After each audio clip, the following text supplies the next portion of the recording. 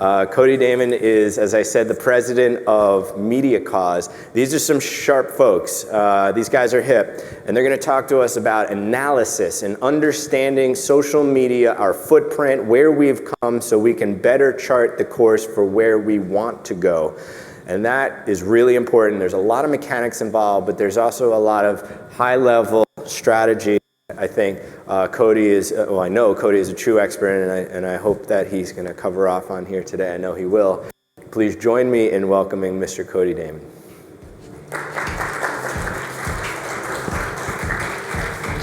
Thank you. Right as forward. Right as forward. All right, awesome. Good morning, everyone. I got the illustrious pre-lunch slot, so I'm gonna keep on time so that everyone can get to lunch. But we got a lot to cover, and I'm gonna manage the expectation right out of the gate that I'm not gonna teach you everything you need to know in 45 minutes about how to capture and analyze social media data. But what we're gonna do, and what I hope to provide for you guys, is a framework for how to look at good data, how to measure good data, how to analyze good data, and then most importantly, what do you do with that data once you have it? So, this is why we're here, social media analytics. A little bit quickly about why you should even pay attention to me, why you should listen. So, I am the president of Media Cause. We are a digital agency that works exclusively in the nonprofit and advocacy sector. So your guys' world is what we do.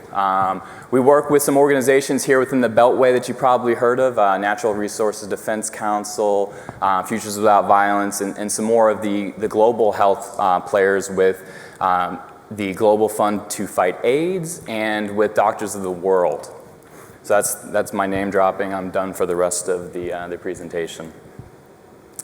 So there's all these channels out there, right?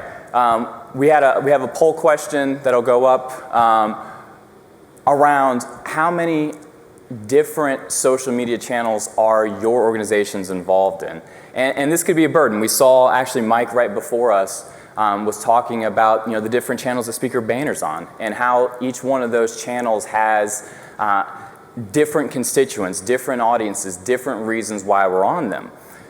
Part of the problem with the explosion of social media technology is that they all measure things that are different, right? Pinterest measures something that is different than Facebook. YouTube measures something that is different than Tumblr. There's no standardization, which creates a burden for us, right? It creates a burden for how do we measure the effectiveness of these channels. The other issue, and it's a good issue and it's a bad issue, is that these channels are still in their infancy. Facebook's been around for 10 years, right? So it's the one that's been around the longest. It's got by far the most robust data analytics, the most robust back end where we can actually look at numbers. But some of these newer ones don't. Tumblr doesn't have a back end data. You have to use a third party service to be able to actually measure your effectiveness on something like Tumblr. All right, so before we get started, there's two questions I ask every client before we jump onto any platform. And this is actually where I would spend the most time when we're onboarding a new client or we're taking on a new initiative. And it's these two questions, and these are really, really, really important. What are your organizational goals?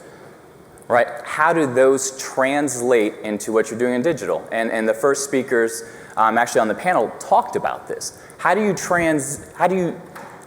you have these goals that you're trying to do, whether they're programmatic goals, whether they're fundraising, whether they're advocacy work, and you're trying to get out in front of your federal, state elected officials. How does that translate into digital? All right, and how do you measure that? Right, so a goal I often hear is, I want a bigger audience. Okay, well, what does that mean? To what ends? What are you trying to do with that audience? The next question is who is that audience, right? I know a lot of us think it's everyone, right? My audience is this huge group of folks that are going to take an action. Okay, well, we need to define that a little bit better.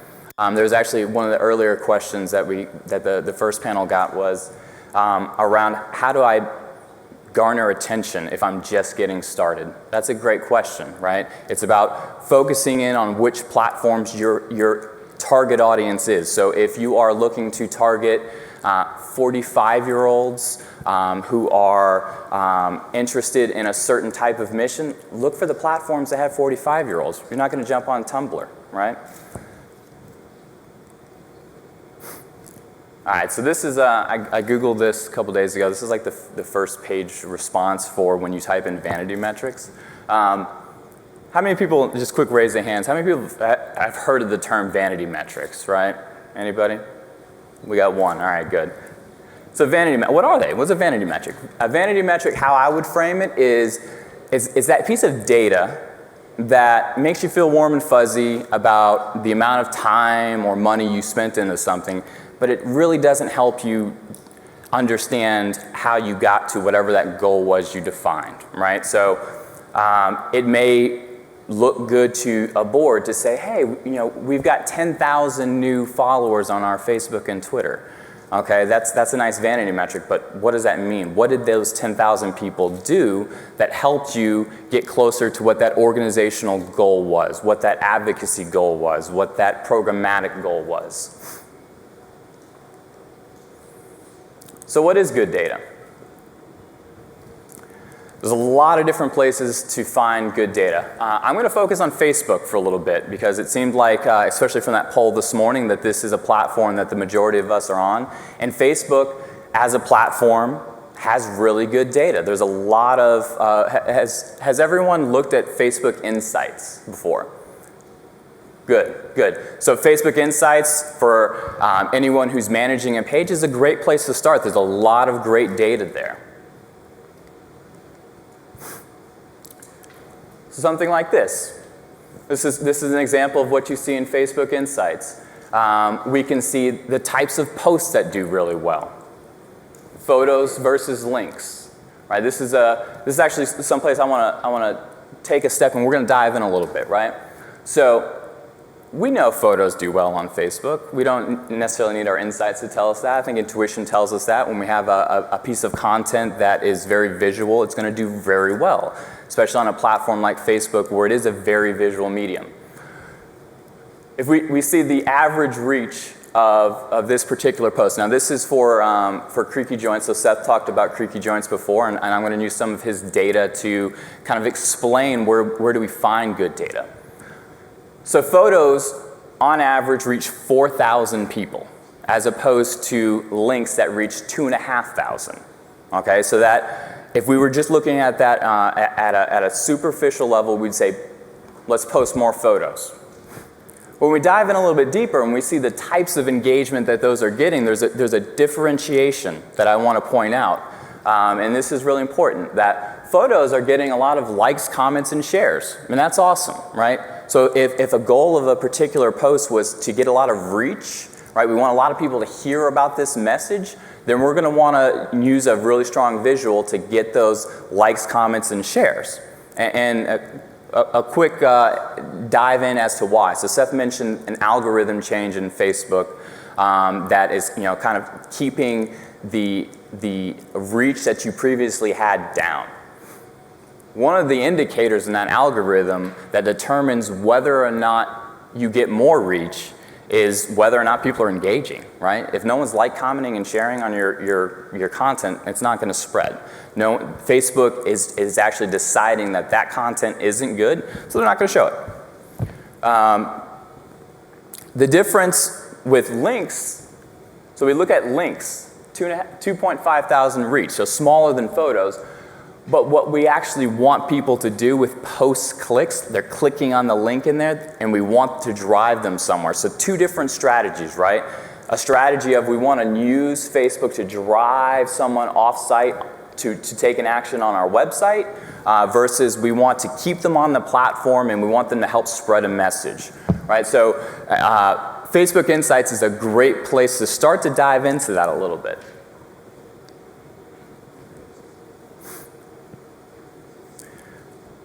One thing Facebook does really, really well and probably better than any other platform, is demographics. Right? So if you want to really get a good idea of who your community is, Facebook is a great way to do that. This is a screenshot from Facebook Insights, and it shows how this particular page, what the breakdown is demographically. Now ideally, and this is where it goes back to that first question I was talking about with goals and audience, right? If you have a particular audience you're trying to reach through Facebook, it should be replicated there. So if you're trying to reach 45-year-old women, and you look at your Facebook page and it's 24 to 35-year-olds, you're probably putting up the wrong content. You're attracting the wrong type of audience. So it may be worth reassessing what that content strategy is.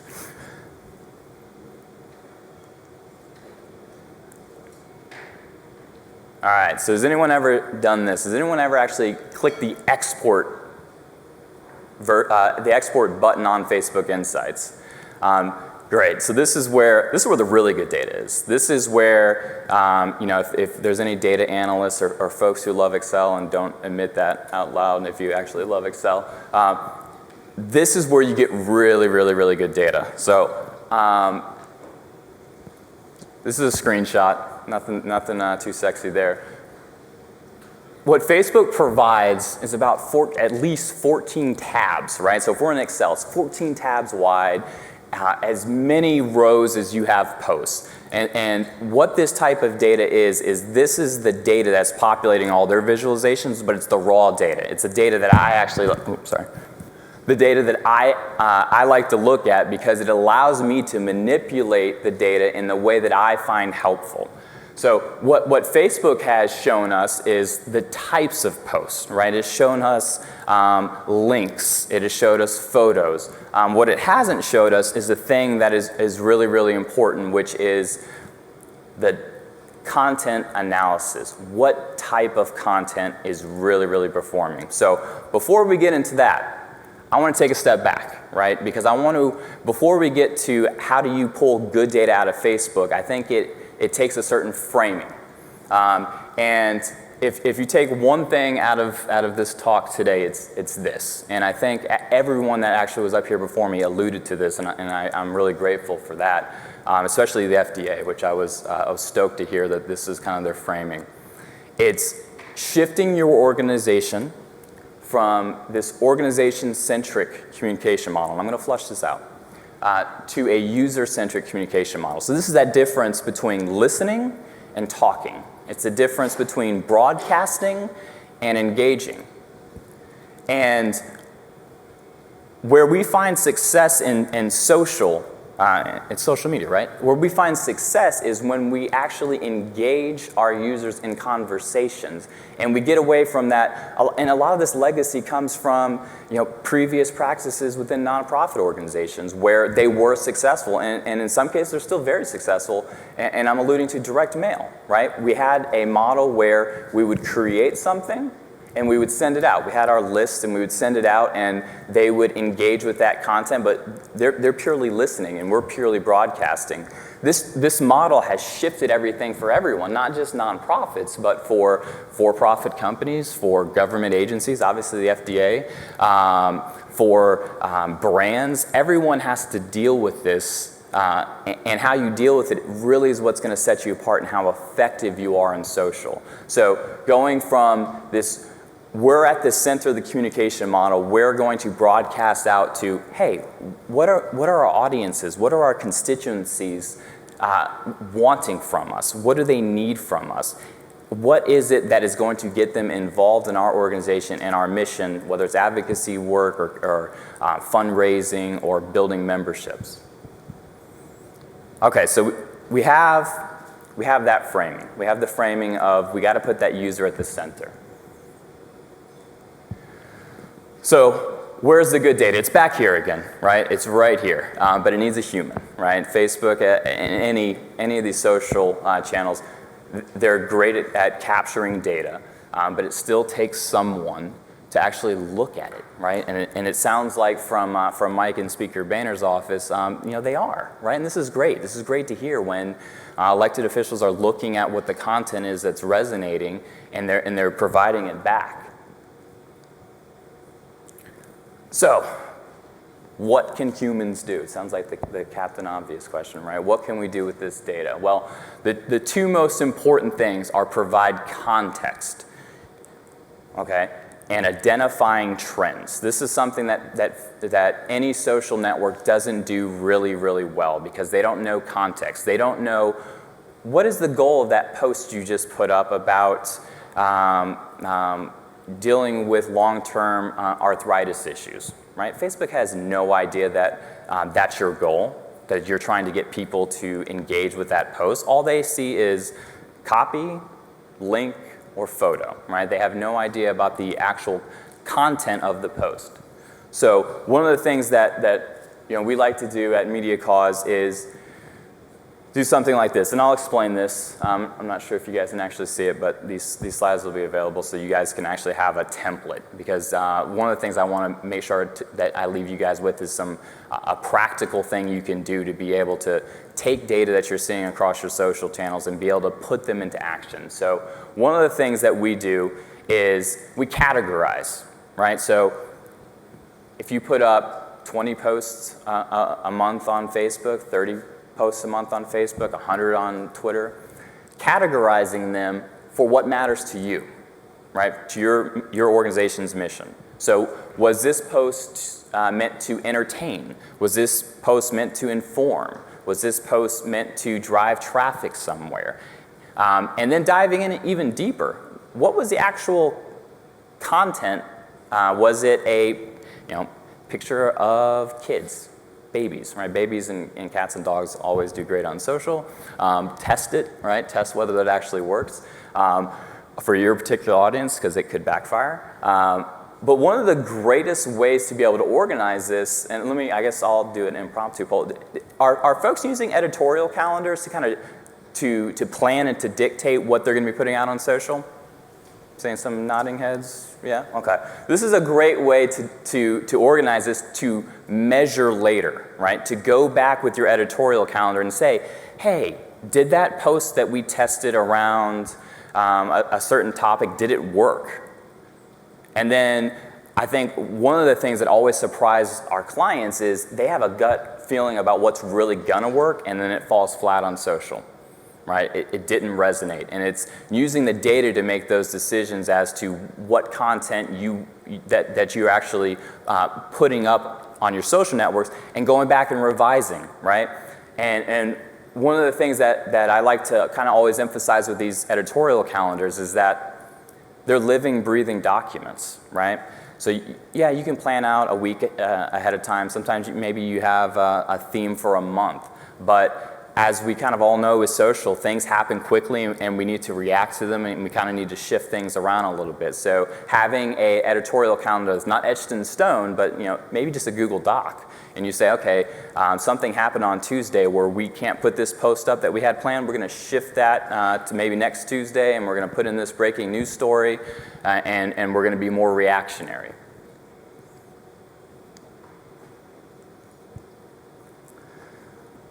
So I'm going to stay on this slide for a little bit because I want to show the next evolution. So you have data now, right? You have data coming in. You're collecting information about the content that is resonating with your audience. What do you do with it, right? How do you take that information and do something with it? So one of the things, and this is data from Creaky Joint's Facebook page from September. One of the things that we did was we went through and we analyzed it. We said, what is working well, what isn't? I'm going to flip back real quick. So there's little thumbs ups, things that did really well. So I'll mention some things that did really well. A meme about health practitioners did really well. So what are we going to do next month? We're going to do more of that. What didn't do well? Let's see. Pets with arthritis did not do well for some reason. This group doesn't like to hear about content with pets and arthritis. So we are not going to re-put up that type of content in October because it didn't work, right? And this is the real-time feedback loop that you can create to be listening better to your audience. All right, so back to this slide.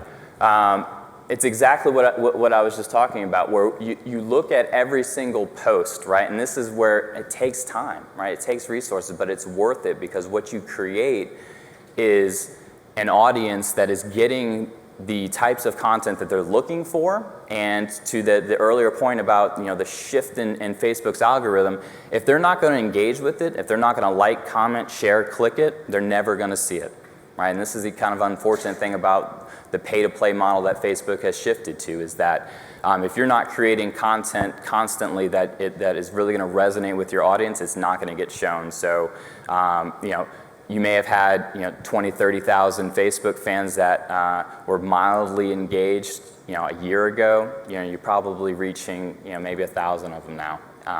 And the way to re-engage them is to really focus on your content to get them back to like, commenting, and sharing. Unfortunately, it may take an infusion of a little bit of Facebook advertising to get them re-engaged. We can talk more about those types of strategies during lunch if you guys want to grab me. All right, so does this type of content analysis apply across the board? I know that not everyone's just on Facebook. People are on Tumblr, people are on Pinterest, people are on Twitter. There's a slew of them. I had that first slide that showed 7 or 8. There's hundreds of social networks out there.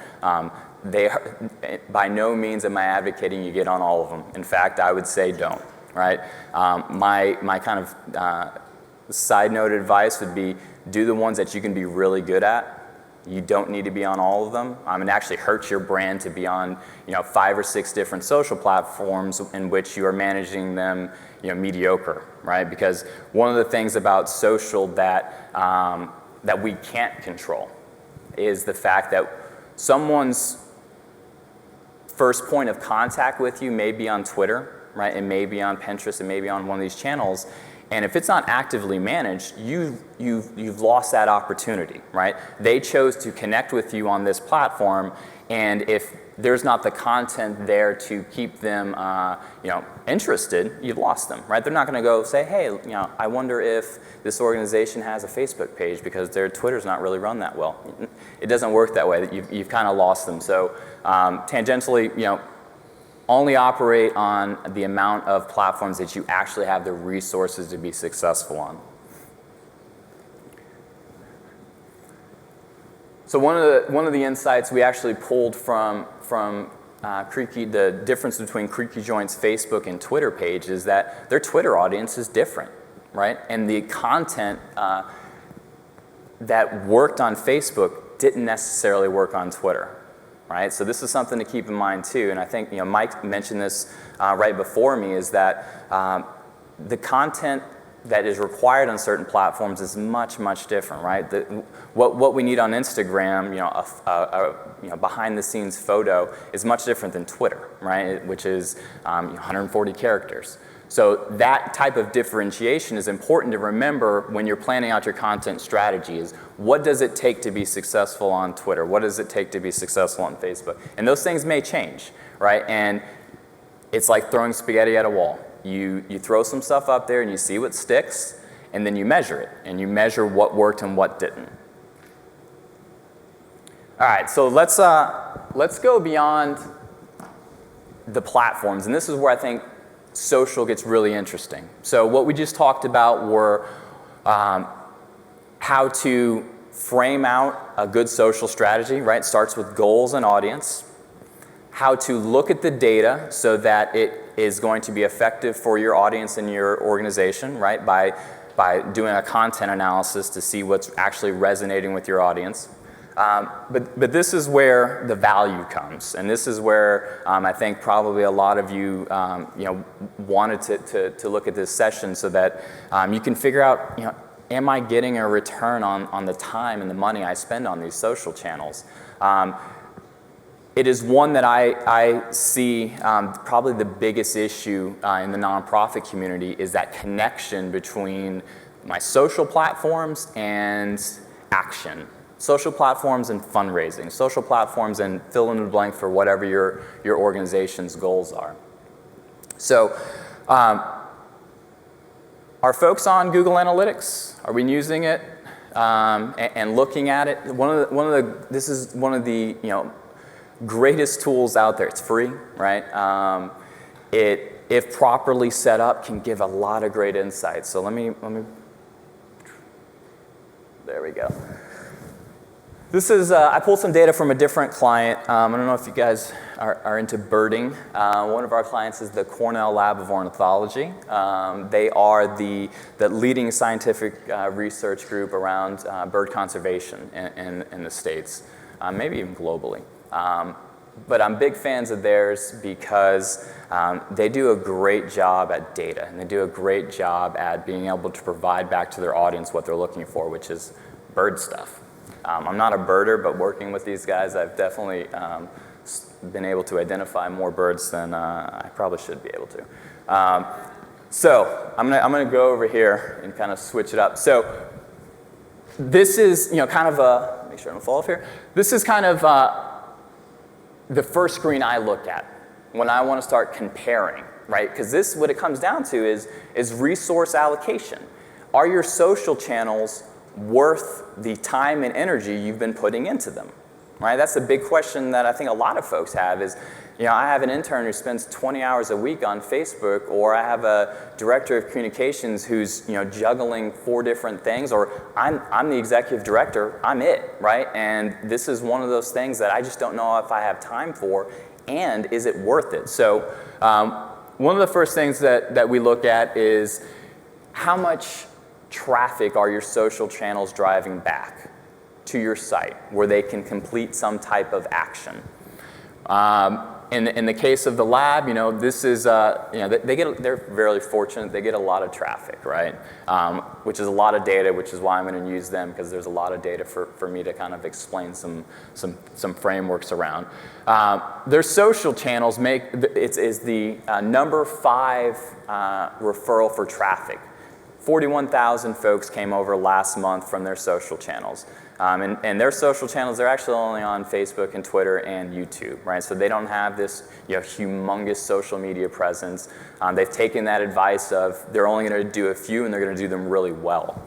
But more importantly than just did they come to the site is over here, all the way on the right with goal completions. This is what's really important to me. And tracking goals in Google Analytics is super, super important. It allows you to actually measure those things that are happening on your website, right? It doesn't just automatically happen. So if you're not savvy about coding or loading JavaScript or any of these things that may seem really foreign, find someone who is, because getting goal tracking set up on Google Analytics is going to be essential for you to be able to measure how effective your social media channels is. This is that final step, right? This is that loop that gets closed for you being able to tell whether or not it worked or not. So email signups, right? That can be tracked. Donations can be tracked. Advocacy campaigns can be tracked. Getting new patients to sign up for a certain program. All that can be tracked through your website, but it just has to be set up. This is the screen of what it looks like, right? The lab probably has 60 different goals, I think, right now we're measuring. Different types of conversions that are happening. But this is, kind of where the rubber hits the road. So when you get this in place, what can you start doing? You can start analyzing data comparatively. So this is one particular goal, so I'm kind of removing all the clutter. They have a goal, it's called Free Owl Sounds. Pretty clever name. It is literally a landing page that will, in exchange for an email address, will give that user an MP3 file of different owl sounds, right? And for birders, this is actually pretty cool because the program, what it is how to identify the difference between a barn owl and an eastern screech owl by sound. Now, that may not be very interesting to you guys, but for birders, this is like, this is really great content, right? And I want to take a step back with your own organizations and think about what's that type of content that would be really valuable for my audience. Hopefully it's not owl sounds too, because that would be more competition for these guys. But what we started to do was we started to look. We said, okay, Google Organic, brings in, last month brought in 49 conversions. Facebook brought in 16. We didn't actually put a lot of effort into promoting this type of conversion on Facebook, so I said to myself, that's a great conversion rate. Comparatively speaking, we should put more effort into Facebook because we got 16 conversions and we didn't really try. So more effort promoting that type of conversion may help us drive more. All right, so I'm using fun here, probably a little bit loose. There's so much amazing data in Google Analytics. This little pie chart here, not pie chart, Venn diagram, is pretty nerdy, I'll admit it, but it gives me a lot of great information. So this is a screenshot I just pulled from Google Analytics. And what it is showing is for one particular goal, it is showing the green one is the amount of total goal conversions from organic search traffic, right? So people who've typed something into Google and they landed on the page. The blue one is paid search, so the Google Ad Grant program. And if you're a 501c3 organization, absolutely sign up for the Google Ad Grant program, google.com/nonprofits. It's $10,000 a month in free advertising. It is essentially, our view as an agency, it's the most important tool nonprofit organizations have at their disposal, and it's what that petition that Seth was talking about is advocating for, that Facebook do something in that vein to make up for, kind of the slight that happened with the recent algorithm change.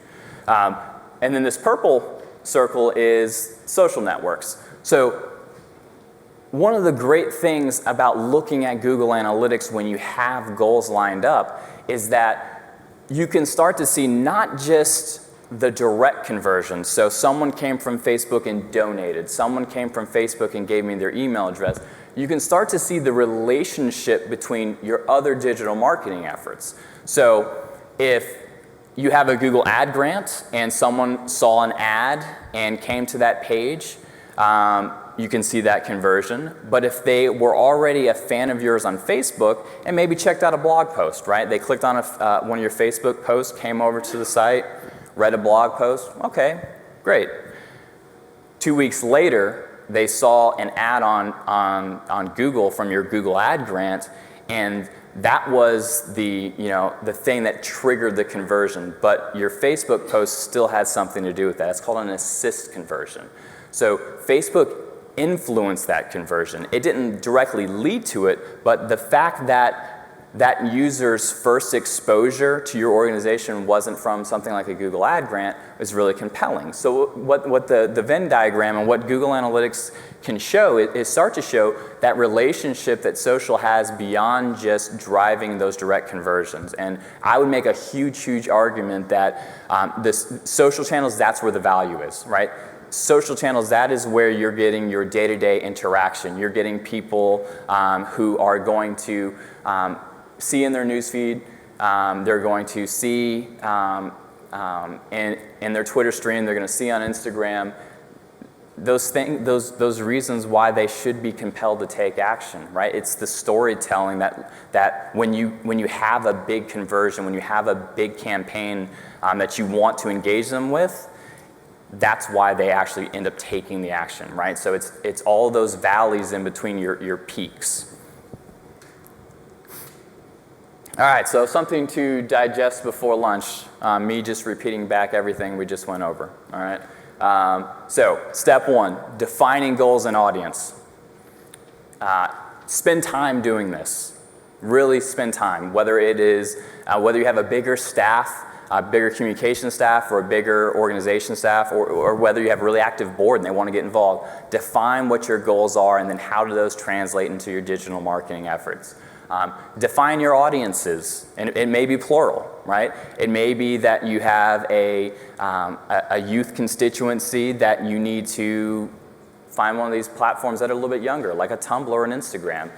You may have an organization that has a little bit of an older audience, and Facebook's great for that. Actually, the fastest growing demographic on Facebook is baby boomers, 55 and over, right? The fastest shrinking one are their grandkids, right? It's no longer to be cool on Facebook because my grandmother's on there. So understanding those audiences and defining them really well is really, really important. Step 2, I just mentioned that. I took the wind out of my own sails there.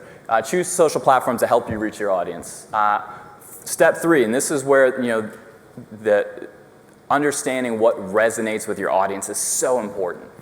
Focus on on-platform metrics around measuring what keeps people interested in your mission. And then finally, and this is where the loop gets closed on data analytics, is make sure that if you're not on Google Analytics now, and my guess would be that you probably are, because most folks, when they set up a website for someone, are installing it. But if you've never looked at it, dive in, take a look. Google has a lot of great resources around how to use Google Analytics. Set up goals. Measure as much as you can, especially measure those things that are the most important to you, whether it's donations or constituency outreach or getting people to sign up for things or getting advocacy actions taken. Let's see. I got a fun little hack I'm just going to share with you guys just because this is something that we found so cool. So there's a really neat trick in being able to find out things like how many donors or how many advocates from your email list are on Facebook, and it's using the advertising platform.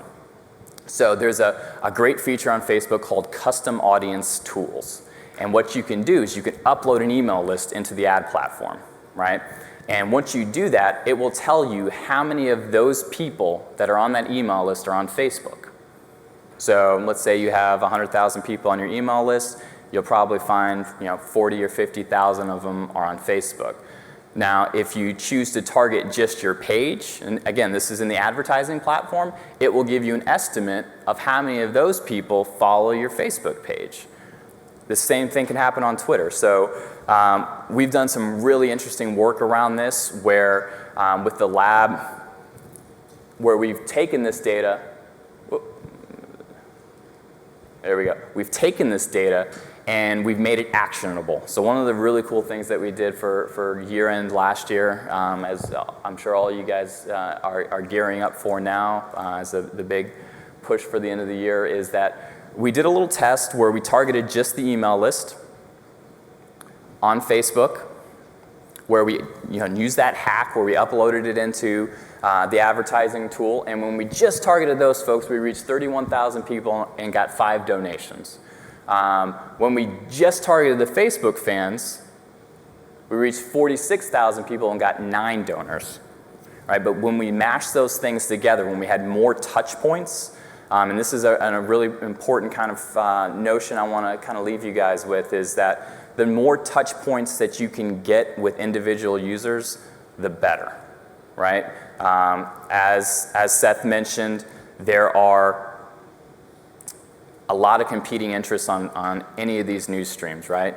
I mean, Facebook, we're going up against, there's no little special spot for nonprofits on Facebook's newsfeed. So you're going up against, brands, your friends, your college roommate, your mom, everyone who's had kids in the last 6 months.